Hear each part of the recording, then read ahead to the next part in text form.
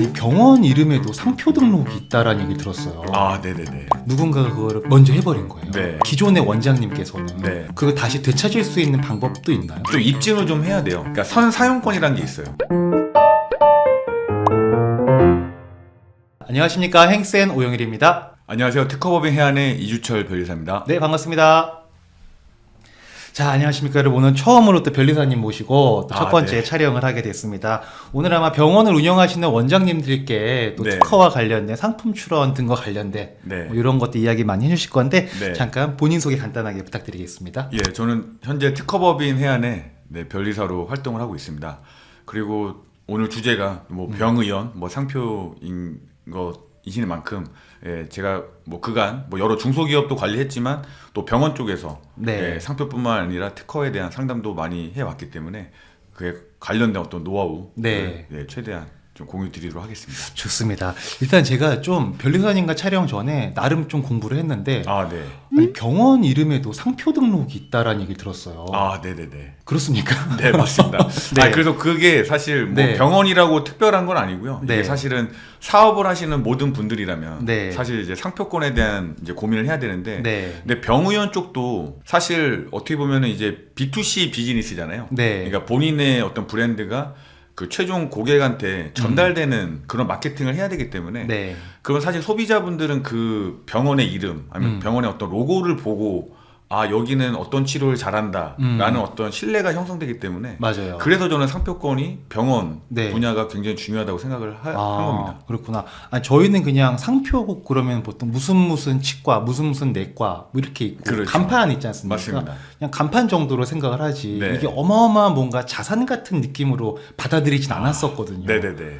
현실에서는 그렇진 않은가 봐요. 그렇죠. 물론 이제 간판에 들어갈 이름을 건다라는 네. 아주 가장 기본적인 의미가 있는데 결국 그 저도 주변에 좀 개원하신 분들도 계시고 네. 병원들도 사실 막 옆 건물에 또 같은 진료과에 병원들 많이 생기다 보니까 결국 마케팅에 대한 고민을 많이 하시거든요. 아, 그렇죠. 마케팅이라는 결국 본인의 그 상호명을 네이버라든지 여러 SNS 그 매체를 통해서 네. 알려야 되다 보니까 그 자체가 곧 어떤 그 신뢰도 네. 어떤 명성이라고 볼 수 있기 때문에 그래서 그러한 중요한 의미를 갖는다고 생각을 합니다. 이 모든 업종이 누가 잘 나가는 업체가 있으면 아, 그렇죠. 따라해서 막 맞습니다. 하는 데 있잖아요. 네. 병원도 그런 게 있나요? 병원도 그런 사례들이 있죠. 그럼 되게 네. 억울할 것 같고 그때 보통 보면 막 상표 등록을 했냐 안 했냐 이런 논쟁들이 있던데 병원도 마찬가지인가요? 마찬가지입니다. 그래서 어떤 좀 우리가 딱 들었을 때 인지도가 있는 그런 네. 상표인 네. 경우에는 이제 그 사업을 실제로 한 의사분이 아니라 뭐 다른 의사분이 네. 그거와 뭐 동일한 이름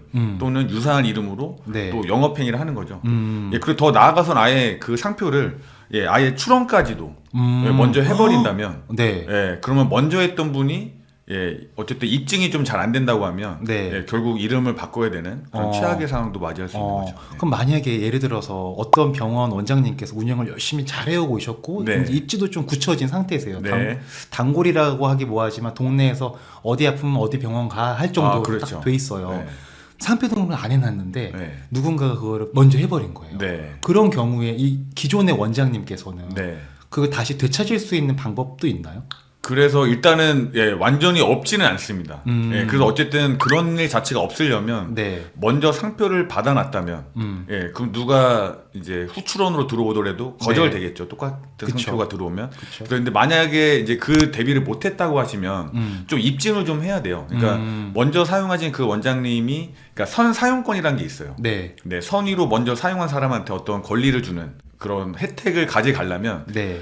그 어떤 사용 정도가 네. 소비자들한테 어느 정도 인식이 돼야 돼요. 그러니까 막 개헌한 사람은 인식되기가 쉽지 않잖아요. 그쵸. 그러니까 인지도는 어느 정도 돼야 됨을 입증해야 되기 때문에 네. 굉장히 좀 번거로워지는 거죠. 그 입증을 하는 것 자체가 되게 어려울 것 같아요. 그렇죠. 뭐 매출에 네. 어디에 어떻게 광고했고 이게 또 되게 좀 주관적인 것 같거든요. 저는. 그렇죠. 예, 그렇죠. 그래서 우리가 보기엔 충분히 입증될 만한데라고 했지만 또 판사님이 아닌데?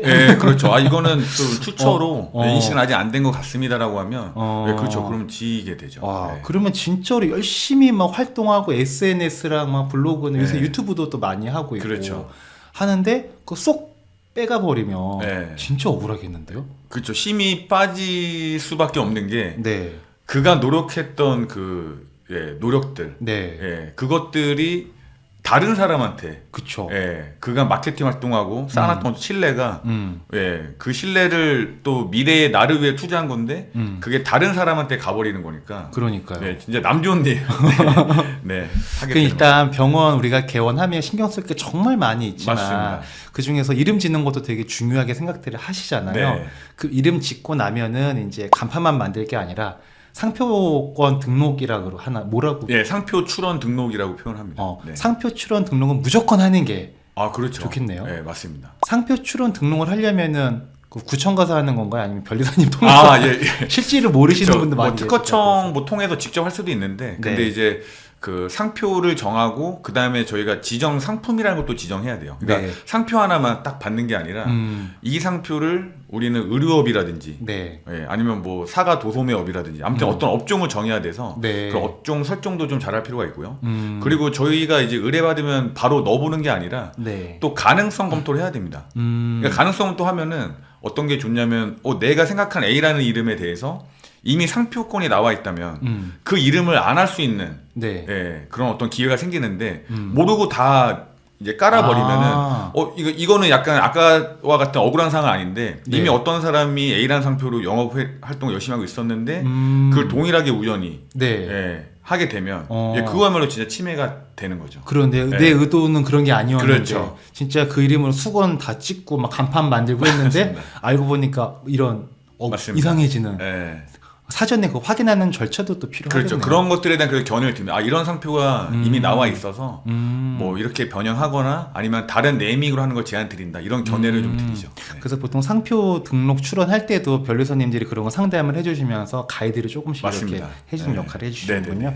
알겠습니다. 앞으로 저희가 이제 많은 영상들을 촬영할 텐데 또 병원 운영하시는 원장님들께 좋은 이야기 앞으로 많이 부탁드리도록 하겠습니다. 네, 알겠습니다. 네, 감사합니다. 네, 감사합니다.